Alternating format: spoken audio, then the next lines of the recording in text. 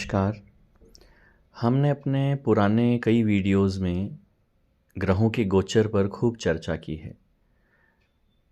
Transiting planets, planet in transit, ग्रहों का गोचर, इस पे बहुत सारे वीडियोस हमारे इस चैनल पे आपको मिल जाएंगे। लेकिन उन वीडियोस में हमने आज जो हम बात बताने जा रहे हैं ग्रहों के गोचर के विषय में, वह नहीं बताई थी। और यह एक अलग ही तरीका है ग्रहों का गोचर देखने का, और प्रैक्टिकली बहुत अच्छे रिज़ल्ट मिलते हैं इस तरीके के। अगर आप इस ढंग से गोचर देखते हैं तो आप बहुत ही सही प्रिडिक्शन कर पाएंगे, बहुत ही सही फलादेश कर पाएंगे और टाइम भी सही निकाल पाएंगे किसी घटना का, कि कब समय कैसा रहेगा, किस काम के लिए कैसा रहेगा। गोचर देखने में पहला नियम है कि जन्म कुंडली में यदि कोई ग्रह बहुत अच्छा है और गोचर में भी वह बहुत अच्छा आता है, उस समय में उसके बहुत अच्छे फल मिलते हैं। अब इसको एक एग्जाम्पल से समझते हैं। जैसे आपके सामने यह जो जन्म कुंडली है, इनके अभी राहु की महादशा चल रही है। देखिए, दशा अंतरदशा का विचार करना बहुत ज़रूरी है, क्योंकि गोचर के ग्रह तो बार बार अच्छे बुरे आते ही रहते हैं। उनका फल दशा अंतरदशा के साथ मिलके ही मिलता है। यदि दशा अंतरदशा बहुत बुरी है और उस समय यदि गोचर बहुत अच्छा भी आता है तो कोई विशेष अच्छे फल नहीं मिलते हैं। इतना ही हो जाता है कि बुरे फलों में थोड़ी कमी हो जाती है। और यदि दशा अंतरदशा बहुत अच्छी है और गोचर भी बहुत अच्छा आ गया तो उस समय में यह 100% बात है कि बहुत अच्छे फल मिलते हैं। अब इस कुंडली में जैसे राहु की महादशा चल रही है, और राहु क्योंकि योग कारक ग्रह की राशि में बैठा है, शुक्र की राशि में बैठा है, और शुक्र केंद्र और त्रिकोण दोनों का स्वामी है, और वह दूसरे घर में अपने मित्र की राशि में बैठा है, और उस पर कोई पाप ग्रह की दृष्टि नहीं है, पाप ग्रह साथ नहीं है।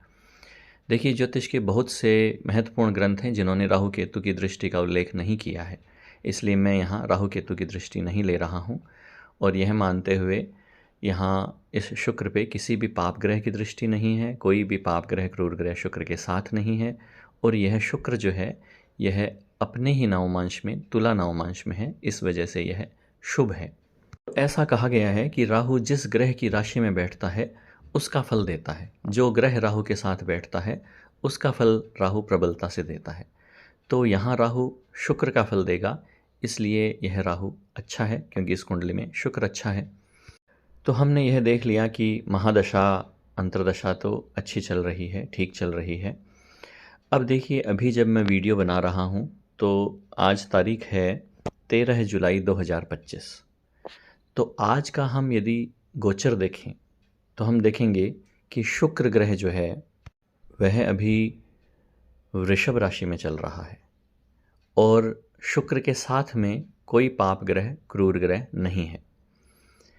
शुक्र पे दृष्टि की बात करें तो उसके मित्र शनि की दृष्टि है, जो कि इस मकर लगन की कुंडली में लग्नेश है, धनेश है, तो उसकी दृष्टि बुरी नहीं है, और वह भी तीसरी दृष्टि है। शुक्र का शनि के साथ में तृतीय एकादश संबंध बन रहा है, जो कि मित्रता का संबंध होता है। तो यहाँ गोचर में भी शुक्र अच्छा है, और यदि हम गोचर में शुक्र को यह देखें कि कौन से भाव में चल रहा है, तो शुक्र यह पंचम भाव में चल रहा है, 5th हाउस में चल रहा है ट्रांजिट में। और इसको ही यदि हम चंद्र कुंडली से देखें, मून चार्ट से देखें, तो यह गोचर का जो शुक्र है यह दूसरे घर में चल रहा है। तो दोनों ही घर अच्छे हैं। शुक्र का पंचम भाव में चलना, अपनी राशि में चलना शुभ है। शुक्र का चंद्रमा से दूसरे घर में चलना, अपने घर में चलना शुभ है। और इनकी जन्म कुंडली में भी शुक्र शुभ फलदायक है, अच्छा फल देने वाला है। तो इस समय में हम कह सकते हैं कि इनको शुक्र से संबंधित अच्छे फल मिलेंगे। अब शुक्र से संबंधित क्या, तो यह देखिए कि शुक्र 5th हाउस में चल रहा है, 5th हाउस का लॉर्ड है। तो 5th हाउस का संबंध किससे होता है? 5th हाउस का संबंध है बुद्धि से, विद्या से, पढ़ाई से, साधना से, भक्ति से। शेयर मार्केट, सट्टेबाजी, लॉटरी, इनसे भी पंचम भाव का संबंध है और यह पंचम भाव संतान का तो है ही। तो इस समय में हम कह सकते हैं कि यह शुक्र वृषभ राशि में जब तक चलेगा तब तक इन सब मामलों में, यानी बौद्धिक कार्यों में, विद्या में, ध्यान साधना भक्ति में, शेयर बाजार में, संतान संबंधित मामलों में इनको अच्छे फल मिलेंगे। और यह प्रैक्टिकली देख भी रहे हैं कि अभी इनको इन सब विषयों में अच्छे फल मिल रहे हैं। अब यह शुक्र चंद्र कुंडली से दूसरे घर का स्वामी है और गोचर में दूसरे घर में चल रहा है। अब दूसरा घर है विद्या का, वाणी का, धन का, खान पान का, कुटुंब का, परिवार का। तो इन सब मामलों में भी इनको अच्छे फल मिल रहे हैं। अभी यह शेयर बाज़ार में काम कर रहे हैं और इनको बहुत अच्छा फ़ायदा हो रहा है और इनका जो भी मेन प्रोफेशन है उसमें भी इनको अच्छा लाभ हो रहा है और इनका मन पढ़ने लिखने बौद्धिक कार्यों में खूब अच्छा लग रहा है और उसमें खूब अच्छा इनको गेन हो रहा है, फ़ायदा हो रहा है। संतान की ओर से इनको संतुष्टि है, खुशी है। तो यह एक एग्ज़ाम्पल के साथ मैंने आपको बात समझाई है। आप किसी भी कुंडली में देखिए, मान लीजिए कोई कुंडली में कोई ग्रह उच्च राशि में है, शुभ ग्रहों के साथ है, शुभ ग्रह उसे देख रहे हैं, तो वह जब गोचर में भी अपनी उच्च राशि में, स्वय राशि में, मित्र राशि में जाता है और शुभ ग्रह उससे देख रहे होते हैं, गोचर में शुभ ग्रह साथ में होते हैं, तो उस समय में उसके बहुत अच्छे फल मिलते हैं। वह जन्म कुंडली में जिन भावों का स्वामी है उस भाव से संबंधित अच्छे फल मिलते हैं। यानी इस नियम को आप इस ढंग से पकड़िए कि जैसे आप जन्म कुंडली देखते हैं तो आप जन्म कुंडली का विचार करते समय देखते हैं कि कोई भाव कैसी स्थिति में है, भाव में शुभ ग्रह बैठे हैं, पाप ग्रह बैठे हैं, शुभ ग्रह देख रहे हैं, पाप ग्रह देख रहे हैं। फिर भाव का स्वामी वह अपने मित्र राशि में है, शत्रु राशि में है, उच्च राशि में है, उसके साथ में क्रूर ग्रह पाप ग्रह हैं या शुभ ग्रह हैं, उसको शुभ ग्रह देख रहे हैं, पाप ग्रह देख रहे हैं। और फिर भाव का कारक, भाव के कारक की क्या स्थिति है, यानी भाव भावेश कारक, इन तीनों का विश्लेषण करके आप इस नतीजे पे एकदम सही पहुंच सकते हैं कि व्यक्ति को उस भाव का सुख कैसा मिलेगा, उसके धन की क्या स्थिति रहेगी, स्वास्थ्य की क्या रहेगी, संतान की, पत्नी की, व्यापार व्यवसाय की, लाभ की, भाई बहन की, भाग्य की, धन संपत्ति की, प्रॉपर्टी की। यह सब आप आराम से भाव भावेश कारक का अच्छी तरह निरीक्षण करके देख सकते हैं और इसको लग्न कुंडली से ही नहीं, चंद्र कुंडली से भी देखना चाहिए। ठीक वही नियम आप गोचर कुंडली में भी लगाइए। जब गोचर के ग्रह किसी भाव में जाएं और वह भाव जिन भी विचारणीय बातों का होता है उन बातों का अच्छा फल मिलेगा या बुरा फल मिलेगा, यह इससे निर्धारित करें कि उस भाव में क्रूर ग्रह गए हैं या शुभ ग्रह गए हैं, उस भाव का स्वामी गोचर में उस समय बलवान है, निर्बल है, और भाव का कारक उस समय में बलवान चल रहा है, निर्बल चल रहा है। तो गोचर में जब आप देखेंगे कि कोई भाव भावेश कारक बहुत अच्छी स्थिति में है और आपकी जन्म कुंडली में भी वह भाव भावेश कारक अच्छी स्थिति में है, तो वह समय होता है उस भाव के बहुत अच्छे फल मिलने का। लेकिन इसमें जो ध्यान रखने वाली बात है वह यह है कि उस भावेश का, उस कारक का आपके लग्नेश से अच्छा संबंध भी होना चाहिए। आपका जो गोचर में लग्नेश है जन्म कुंडली का, उससे उसका षडाष्टक संबंध यदि होता है तो फिर वो भावेश अच्छा होकर भी फल प्राप्त नहीं हो पाता है। या चंद्र राशि का जो स्वामी है उससे यदि उस ग्रह का षडाष्टक है तो भी अच्छे फल पूरी तरह नहीं मिल पाते हैं। अब जैसे यह जो उदाहरण कुंडली आपको दिखाई मैंने, इसमें यह जो शुक्र अभी वृषभ राशि में चल रहा है, यह इनकी जन्म कुंडली में लग्नेश जहाँ है उससे 11वें स्थान में चल रहा है। इनका जन्म कुंडली में लग्नेश है कर्क राशि में और शुक्र चल रहा है वृषभ राशि में। तो कर्क राशि से वृषभ राशि 11वें पड़ती है, यानी शुक्र और जन्मकालीन लग्नेश का तृतीय एकादश का संबंध है। यह बहुत अच्छा है। फिर गोचर में अगर देखते हैं तो गोचर में शनि अभी चल रहे हैं मीन राशि में, शुक्र चल रहे हैं वृषभ राशि में। तो शुक्र और शनि का संबंध तृतीय एकादश का संबंध, यहाँ भी यह संबंध अच्छा है। और चंद्र राशि के स्वामी मंगल अभी गोचर में चल रहे हैं सिंह राशि में। तो सिंह राशि से शुक्र का जो संबंध बन रहा है वह चतुर्थ दशम का संबंध बन रहा है। शुक्र से चौथे मंगल है, मंगल से 10वें शुक्र है, तो यह भी मित्रता का संबंध है, षडाष्टक नहीं है। लेकिन जो जन्म कुंडली में मंगल है वह धनु राशि में है और शुक्र अभी गोचर में चल रहे हैं वृषभ राशि में, तो यह षडाष्टक संबंध है, तो यह अच्छा नहीं है। लेकिन ज़्यादातर पॉइंट्स अच्छे हैं, इसलिए यह एक नेगेटिव पॉइंट्स खराब नहीं कर सकता। हाँ, शुभ फलों में थोड़ी कमी कर सकता है। यह तो सब हमने अच्छे फलों की बात की।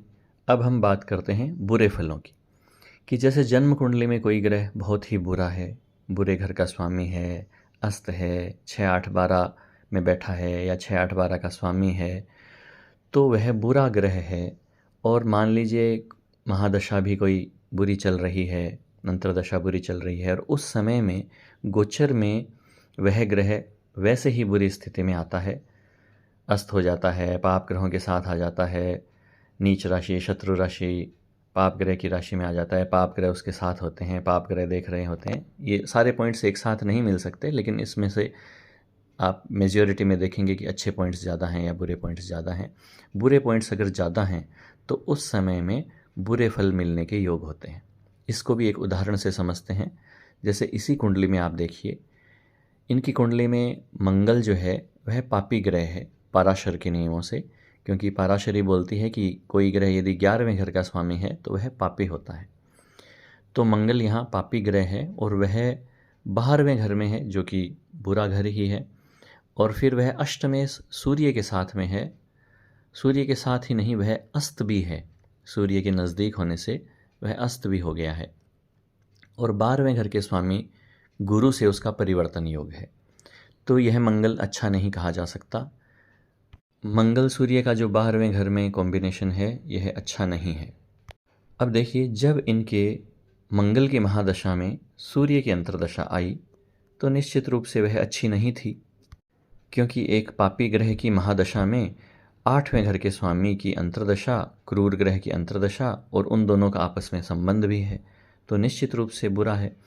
और वह फिर 12वें घर में बैठे हैं।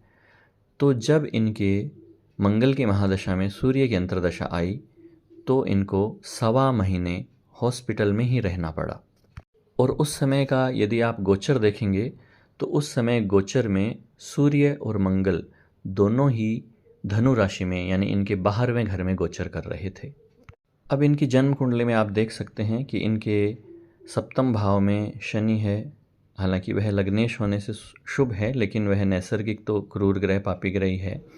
और फिर मंगल की दृष्टि सप्तम भाव पे पड़ रही है। सप्तमेश जो है उस पर भी शनि की दृष्टि है, और सप्तमेश क्रूर ग्रह केतु के साथ है और वेश गुरु के साथ भी है। तो यहाँ यह स्त्री सुख में कमी दिखाता है।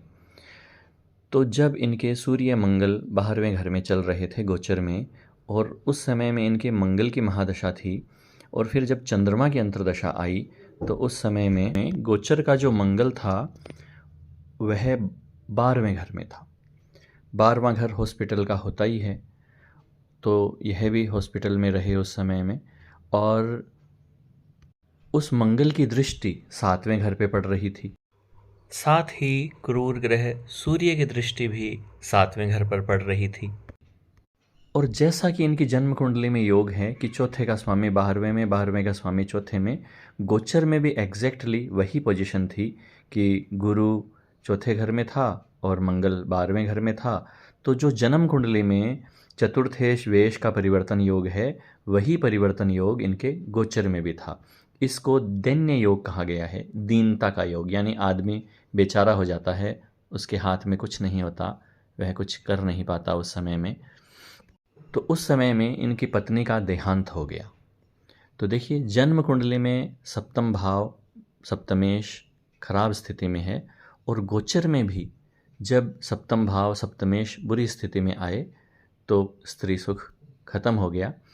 उस समय में जिस दिन इनकी पत्नी का स्वर्गवास हुआ, उस दिन चंद्रमा अष्टम भाव में था, सिंह राशि में, और गोचर के शनि की पूर्ण दृष्टि उस पर पड़ रही थी। यानी सप्तमेश भी खराब स्थिति में था, सप्तम भाव भी खराब स्थिति में था, और उस समय में गोचर का शुक्र भी 12वें घर में मंगल के साथ क्रूर ग्रह के साथ था। यानी भाव भावेश कारक तीनों गोचर में भी बिगड़े हुए थे। यानी इसका अर्थ यह निकला कि जन्म कुंडली में यदि भाव भवेश कारक बिगड़े हुए हैं और यदि दशांतर दशा बुरी चल रही है और गोचर में भी भाव भवेश कारक बिगड़ जाते हैं, उस समय में बुरे फल मिलते हैं उस भाव से संबंधित। ज्योतिष विद्या वैसे तो अनंत है, महासागर है। इसमें से आज जो मैंने आपको बातें बताई है वह एकदम मक्खन निकाल के बताई है। बहुत ही महत्वपूर्ण, बहुत ही इम्पोर्टेंट बातें आपको बताई हैं।